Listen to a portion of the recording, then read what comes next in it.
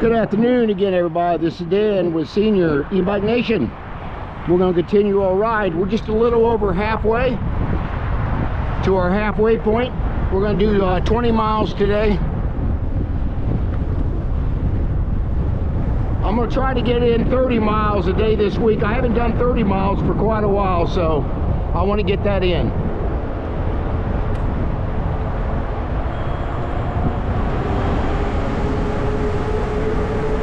I'll probably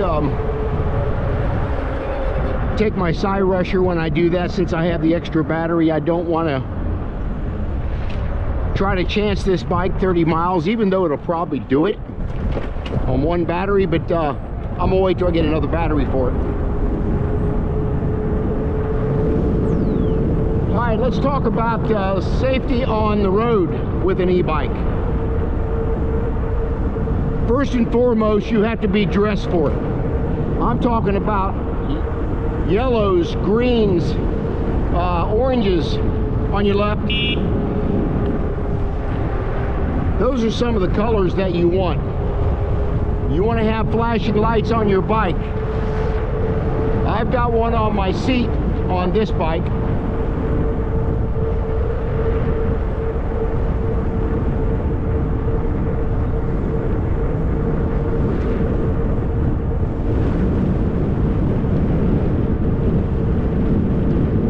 On your left.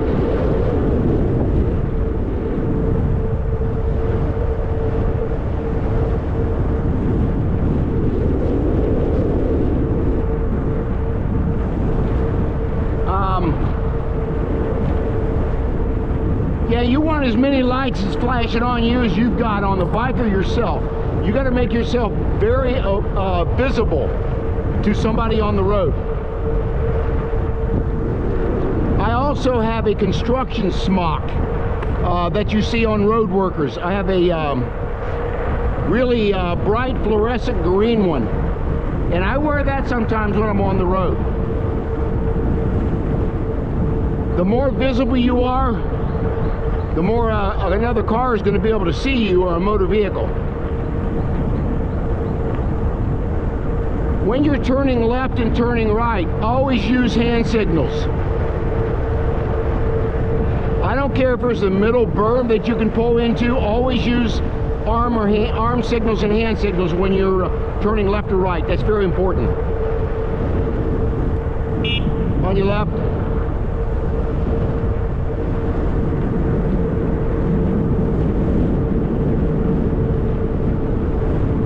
And you want to make sure you give those hand signals in plenty of time before you make that turn.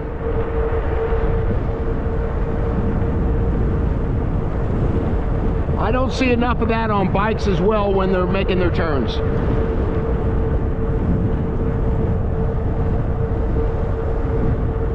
You can't think when you're on a bike like you do when you're on a car.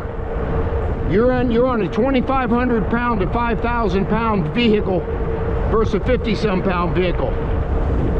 You get hit on one of these things, you're going to feel it.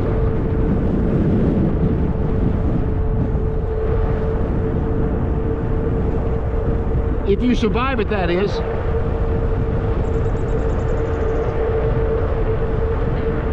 It's always important to carry inner tubes with you, even on the bike trail, both of them for that matter. On your left. It's a little easier when you're on a road to have somebody come pick you up if you have to, but it's not as easy on the bike trail. So you got to be prepared to change a flat tire, or as I carry a little small can of Fix-A-Flat for bicycles, primarily for the rear tire. The front tire is not going to be too hard to change. Or I carry a patch kit as well with me, so I can patch that inner tube if I can find the leak. So those are a couple things you want to carry. Of course, you want to carry probably a battery operated tire pump, inner tubes. It's a lot easier to have one of those than it is to hand pump with them small cheesy hand pumps you get sometimes when you buy stuff. So you can go on Amazon and find some really good ones. I've got a good one.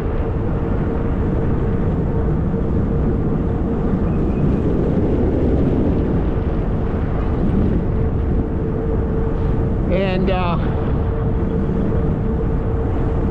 other than that, I mean, you want to carry hex tools.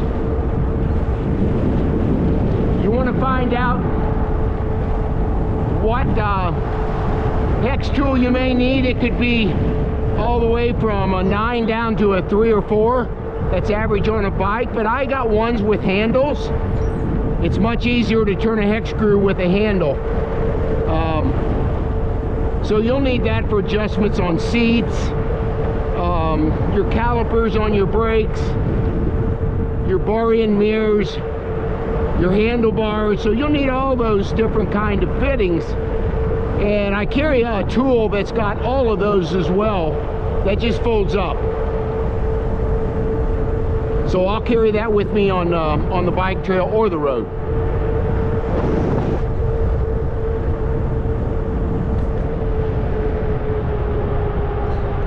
Other than that, I've got enough room. Sometimes I'll carry some medical supplies. I'll carry aspirins, Tylenols, pain pills. Not that I ever use them, but you know, they're going to be there if you need them. Band-aids, gauze, medical tape. You want to carry all that stuff. I know sometimes you think you got to carry everything but the kitchen sink, but you got to be ready for most situations. I have got on a bike wreck, not on my e-bike, but I had a 10-speed Trek that I was coming across this wooden bridge down a hill, and I hit the lip of that bridge, and as I hit my brakes, which I should not have done, I went over the top of the bike. The bike landed right on top of me. Fortunately, I did not get hurt. I was riding with a group of riders. One guy was with me, says, "You let me call 911?" And I said, "No." Scratched up my bike just a little bit. And hurt my pride more than anything else. But there again, that's the importance. As you can see, that guy just blew that stop sign. That's what I'm talking about. But it's very important to carry your cell phone. For sure is very important to carry. You never know when you're in an emergency. I also have a Strava app that I think cost me $79 a year, which I think is well worth it. I can text anybody I want to the ride that I'm taking.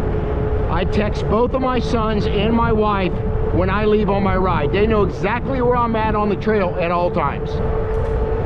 I know a lot of people don't want that, but it's important, especially when you're an elderly person and you get hurt. You're going to want medical people to know exactly where you're at on the trail, and by you texting them that, they know that.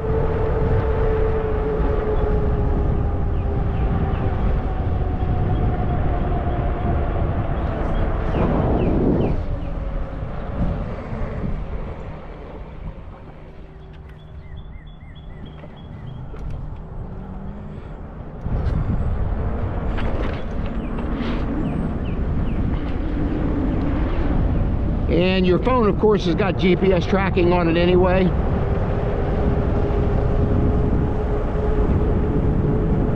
On your left.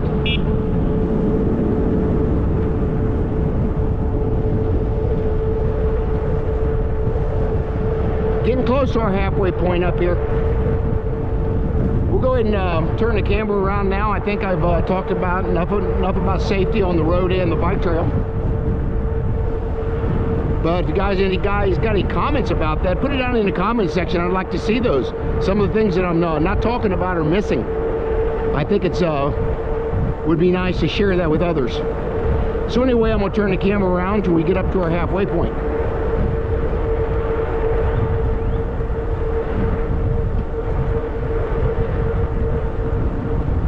On your left.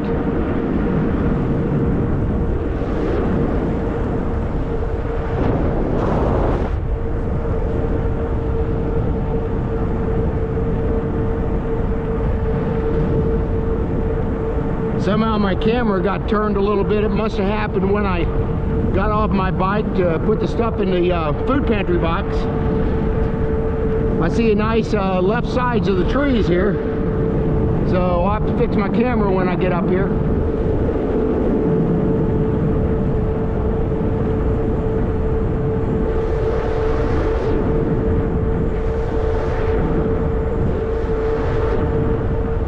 I'll be riding a lot more on distance once it warms up just a little bit.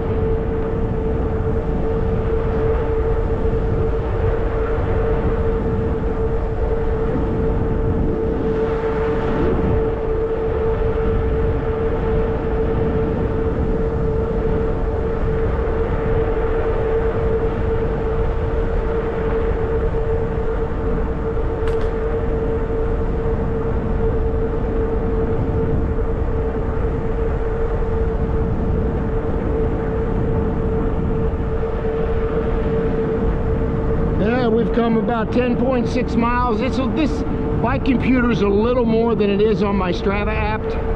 It's about 0.4 off, so it'll be about 10.2 time I get up here. I think it's going to be more accurate.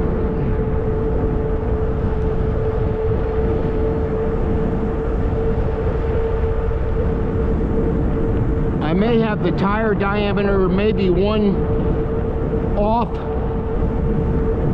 I think I may want to go back to 25 instead of 24 inch on the computer, so it may change the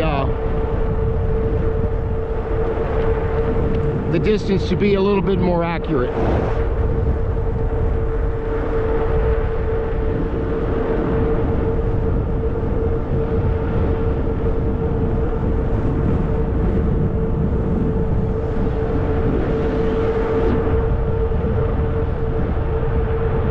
Seems like the more I ride, the more I see people on bikes.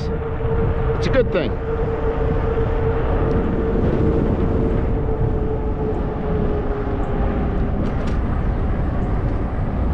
Okay, we're going to come up here and we're going to end another video. We'll talk about the bike just for a minute. Once I get off, we'll talk a couple things about it.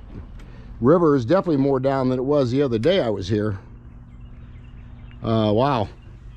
I was here the other day, and matter of fact, the trail was flooded. If I go up another 0.3 of a mile, the trail will be flooded. It was the other day. I don't know if it's receded now or not, but yeah, my camera got turned around there a little bit. Yeah, but anyway,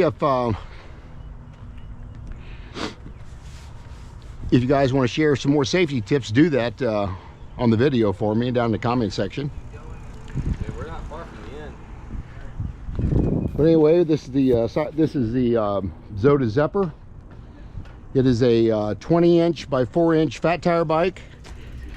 It's got a 17.5 amp hour battery, and it's got a 750 watt hub motor on it. It'll do about 33 miles an hour. 20 is the limit on the trails though, so keep that in mind. And then it's got a there's my camera, you can see it's pretty good once you get behind it. Yeah, there we go. But anyway, it turn around just a little bit.